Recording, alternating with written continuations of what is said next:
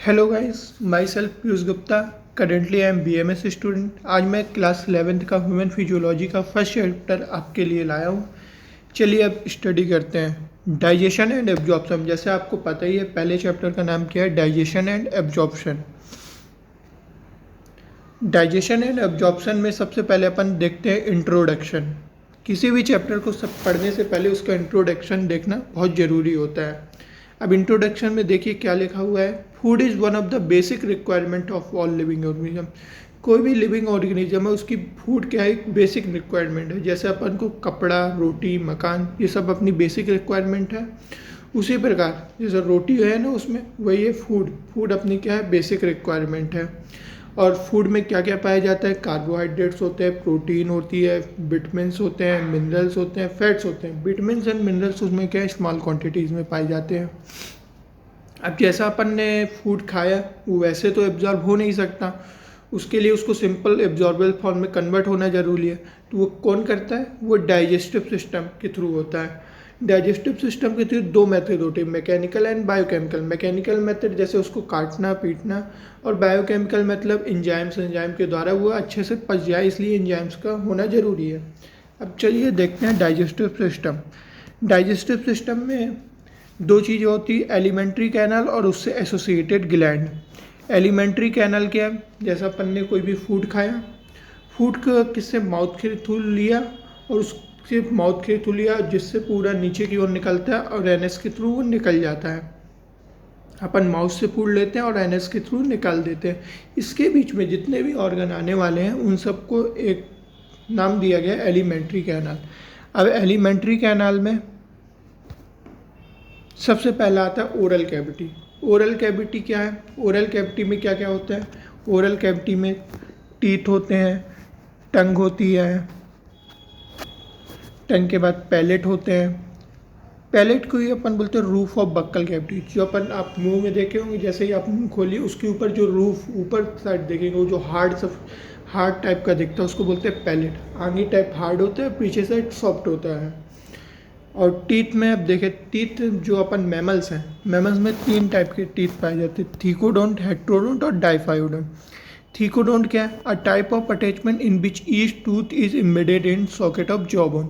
ये जो thecodont tooth होते हैं वो सॉकेट बोन से जुड़े हुए होते हैं। मतलब ये जो टीथ होते हैं वो बोन से जुड़े हुए होते हैं। जैसे जिस प्रकार पाइप से नल जुड़ा होता है उसी प्रकार ये बोन से टीथ जुड़े होते हैं। इसी प्रकार दूसरा है हेट्रोडोंट। हेट्रोडोंट का मतलब अपने अपने मैमल्स में चार प्रकार के टीथ पाए जाते हैं, incisor, canine, premolars and molars. Incisor, canine, premolars और मोलर्स, ये चार टाइप के टीथ पाए जाते हैं। ये चारों अलग अलग टाइप के होते हैं, मतलब दिखने और स्ट्रक्चर में अलग अलग होते हैं, इसलिए उसको बोलते हैं हेट्रोडोंट। कुछ बहुत सारे एनिमल्स में होमोडोंट पाए जाते हैं, मतलब सारे टीथ एक बराबर होते हैं, उनको बोलते हैं होमोडोंट। पर अपने में क्या पाए जाते हैं, हेट्रोडोंट। हेट्रोडोंट मतलब आप देखिएगा टीथ जो अपने वो चार प्रकार के, चारों अलग अलग स्ट्रक्चर, अलग अलग शेप के होते हैं। इसी प्रकार डाइफाइडोंट। डाइफाइडोंट का मतलब है कि अपनी जो लाइफ में, ड्यूरिंग लाइफ अपनी दो प्रकार के टीथ निकलते हैं, एक टेम्परेरी टीथ, एक परमानेंट टीथ। टेम्परेरी टीथ क्या है, जैसे जिसको अपन गांव में घर में बोलते हैं दूध के दांत निकल रहे हैं, और वो निकलते हैं 2 से 3 साल में, और वो 8-10 साल तक चलते हैं और वो टूट जाते हैं, वो है टेम्परेरी। इसके बाद वो रिप्लेस होते हैं by permanent teeth. Permanent teeth क्या है, एक सेट ऑफ टीथ आता है, वो परमानेंटली अपने पास होता है, जैसे 20-22 साल के बाद आता है वो परमानेंट टीथ।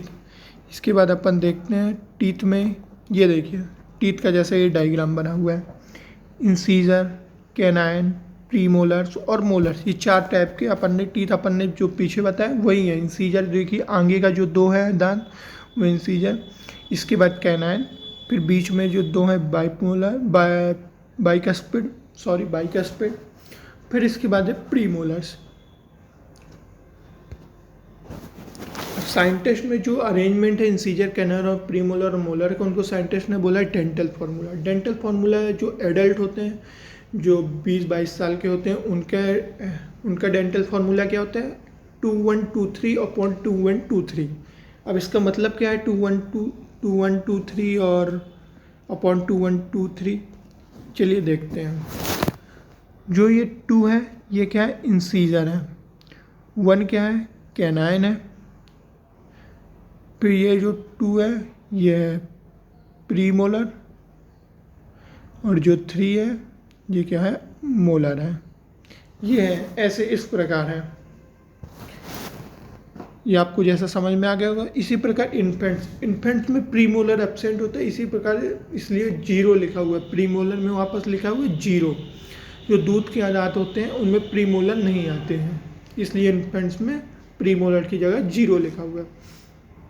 अब इसके बाद टंग देखते हैं। टंग क्या है, एक फ्रीली मूवेबल मस्कुलर ऑर्गन है। टंग अपनी कैसी मस्कुलर ऑर्गन है। वो अपनी ओरल कैविटी से किसके थ्रू जुड़ी हुई होती है, फ्रेनुलम। फ्रेनुलम बहुत ही इंपॉर्टेंट चीज़ है, ये एक बार नीट में भी क्वेश्चन आ चुका है। फ्रेनुलम, इसको आप याद रखिएगा। ओरल कैविटी के किससे थ्रू जुड़ी हुई होती है, फ्रेनुलम के थ्रू जुड़ी हुई होती है। अब टंग में आप देखते हो छोटे छोटे से स्मॉल प्रोजेक्शन निकले हुए उभरा उभरा पार्ट दिखा हुआ होता है, उसको बोलते हैं पेपली। पेपली का असल में काम क्या होता है, टेस्ट बड, मतलब टेस्ट को लेना। जैसे अपन ने कोई भी फूड खाया, कोई भी भोजन खाया, अब उसमें किस प्रकार का टेस्ट है वो कौन बताएगा, अपनी पेपली बताएगी। पेपली में टेस्ट बड्स प्रेजेंट होते हैं। इस प्रकार 4 प्रकार के पेपली होते हैं अपनी टंग में। देखिए इस डायग्राम के थ्रू आपको समझ में आएगा। फोलिएट, फिलीफॉर्म, फंगीफॉर्म और सर्कमबैलेट, ये 4 प्रकार की पेपली पाई जाती हैं अपनी टंग में। और पीछे साइड ही टंग से पैलेटेन टॉन्सिल भी जुड़ा हुआ होता है। पैलेटेन टॉन्सिल, टॉन्सिल क्या होते हैं, लिम्फॉइड ऑर्गन होते हैं। लिम्फॉइड ऑर्गन का मतलब होता है कि जो भी अपन इम्यूनी सिस्टम प्रोवाइड करती, अपन को इम्यूनिटी प्रोवाइड करते हैं। जैसे कोई भी ऑर्गेनिज्म आया, कोई भी बाहर से एंटीजन आया, उसको मारने में ये टॉन्सिल्स काम करते हैं। अब चलिए ओरल कैविटी। ओरल कैविटी से अब नीचे के थ्रू आएंगे तो ओरल कैविटी से क्या जुड़ा होता है, शॉर्ट फेरिंग्स। फेरिंग्स क्या है, ये दोनों का पास भी, फूड भी यहाँ से जा सकता है और यहाँ से एयर भी जा सकती है। पर आगे चल के यही फूड सिर्फ ईसोफेगस से जाएगा और एयर से थ्रू किसके थ्रू जाएगी, ट्रेकिया के थ्रू। अब ट्रेकिया के ऊपर भी एक पाया जाता है लैरिंग्स। लैरिंग्स का क्या काम करता है, लैरिंग्स को अपन बोलते हैं साउंड बॉक्स। जो अपन बोल रहे हैं उस कौन हेल्प करता है बोलने में, साउंड बॉक्स, जिसको बोलते हैं अपन लैरिंग्स। क्या बोलते हैं, लैरिंग्स। नीट में एक बार आ चुका है क्वेश्चन कि लैरिंग्स क्या है। लैरिंग्स साउंड बॉक्स किसको बोलते हैं, तो उसमें ऑप्शन था लैरिंग्स, फेरिंग्स, ट्रेकिया और फिर ईसोफेगस। तो अपन किसको बोलते हैं, लैरिंग्स को अपन साउंड बॉक्स बोलते हैं। इसी लैरिंग्स के ऊपर अपन पाया जाता है ग्लॉटिस, जिसके थ्रू अगर कोई फूड आ रहा है तो वो कहीं लैरिंग्स में न चला जाए, इसलिए उसके ऊपर ग्लॉटिस पाया जाता है कि जिससे फूड सिर्फ ईसोफेगस के थ्रू जाए, लैरिंग्स के ऊपर मत जाए, लैरिंग्स के अंदर नहीं जाए। इसलिए उसको प्रोटेक्शन के लिए क्या पाया जाता है उसमें, ग्लॉटिस। अब यही ईसोफेगस आगे चल के किससे जुड़ा हुआ होता है, स्टमक। स्टमक कैसा होता है, जे शेप्ड का स्ट्रक्चर हुआ है। चलिए आगे देखते हैं स्टमक का स्ट्रक्चर। ये देखो स्टमक का स्ट्रक्चर कैसा, जे शेप आपको बना हुआ दिख रहा हुआ है, ये देखो ये ऐसा जे शेप्ड स्ट्रक्चर है। स्टमक के 4 पार्ट होते हैं। सबसे पहला पार्ट है अपना, सबसे पहला अपना पार्ट कार्डियक। ये कार्डिया लिखा है, ये कार्डियक होता है। यहाँ पास लिखा है फंडस, तीसरा बॉडी और चौथा पाइलोरस। ये 4 पार्ट होते हैं। 4 पार्ट स्टमक में होते हैं और ये 4 पार्ट स्टमक में, इसमें से बॉडी क्या होती है, इसका मेन सेंट्रल रीजन देखा होगा आपके बीच में जो क्या है, इसका मेन पार्ट है। स्टमक का मेन पार्ट क्या है, बॉडी। ठीक है, बॉडी इसका मेन पार्ट है। अब 2 प्रकार के स्पिंक्टर पाए जाते हैं स्टमक। स्पिंक्टर का क्या काम होता है, जैसे डियोडनम से और डियोडनम के और स्टमक में एक स्पिंक्टर इसके बीच पाया जाएगा, जो कि जैसे खाना नहीं आ रहा तो स्पिंक्टर वो बंद हो जाएगा, जैसे ही खाना आया वो स्पिंक्टर खुल जाएगा। मतलब एक प्रोटेक्शन का काम करता है। जैसे एक ढक्कन नहीं होता किसी भी, जैसे कोई जगह उसको बंद करने के लिए ढक्कन होता है, वो बंद हो जाएगा, जैसे ही पानी खत्म फिर खोल दिया जाए। तो उसी प्रकार स्पिंक्टर पाए जाते हैं अपनी बॉडी में। एक स्पिंक्टर ईसोफेगस से स्टमक के बीच में पाया जाएगा और एक स्पिंक्टर स्टमक से डियोडनम के बीच में पाया जाएगा। स्टमक से डियोडनम के बीच वाले स्पिंक्टर को बोलते हैं पाइलोरिक स्पिंक्टर और स्टमक, ईसोफेगस और स्टमक के बीच में जो स्फिंक्टर पाया जाता है उसको बोलते हैं गैस्ट्रो ईसोफेजियल स्फिंक्टर। अब चलिए एलिमेंट्री कैनाल का लास्ट पार्ट बचा इंटेस्टाइन। इंटेस्टाइन दो होती है, स्मॉल इंटेस्टाइन और लार्ज इंटेस्टाइन। स्मॉल इंटेस्टाइन में 3 पार्ट होते हैं, डिओडेनम, जेजुनम और इलियम। डिओडेनम कैसा होता है, सी शेप्ड का स्ट्रक्चर होता है। जेजुनम कैसा होता है, लॉन्ग होता है, कॉइल्ड पोर्शन होता है, ये बीच में पाया जाता है। और इलियम हाईली कॉइल्ड, बहुत ज़्यादा घुमावदार, ऐसा बहुत ज़्यादा घुमावदार वो होता है, वो क्या होता है, इलियम होता है। अब इलियम जाके आगे चल के फिर लार्ज इंटेस्टाइन है। लार्ज इंटेस्टाइन के भी 4 पार्ट होते हैं, सीकम, कोलोन, रेक्टम और एनस। एनस के थ्रू खाना निकल जाता है। सीकम कैसा होता है, स्मॉल ब्लाइंड साक। स्मॉल ब्लाइंड साक मतलब बोरा की तरह स्मॉल होता है, छोटा सा स्ट्रक्चर पाया जाता है। और उसी से छोटा सा स्ट्रक्चर फिंगर लाइक प्रोजेक्शन उसमें पाई जाती है वर्मीफॉर्म अपेंडिक्स। वर्मीफॉर्म अपेंडिक्स क्या अपनी बॉडी में वेस्टिजियल ऑर्गन है, इसका कोई काम नहीं होता। और सीकम फिर आगे चल के कोलोन में, ये देखिए जैसा आपको दिख रहा होगा सीकम, फिर इसके बाद ये colon, ascending colon, transverse colon, descending colon और सिग्मोइड कोलोन, ये 4 कोलोन पाई जाती है अपनी बॉडी में। फिर यही कोलोन आगे चल के फिर खुलती है रेक्टम, फिर एनस। ये हो गए अपने 4 पार्ट। अब आप लोग सोच रहे होंगे स्मॉल इंटेस्टाइन को जबकि बड़ी दिख रही तो फिर भी उसको स्मॉल इंटेस्टाइन क्यों बोल रहे हैं, क्योंकि उसका डायामीटर कम है। अपन डायामीटर के थ्रू डिसाइड करते हैं कौन बड़ा है कौन छोटा है बायोलॉजी में।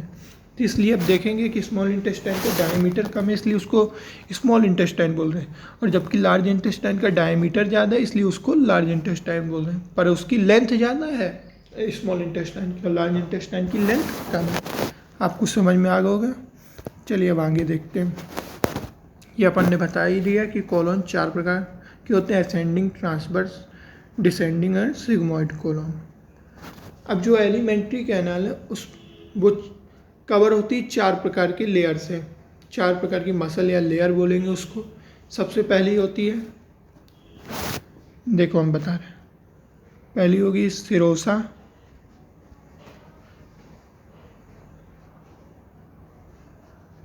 मस्कुलरिस, तीसरी होती है सबम्यूकोसा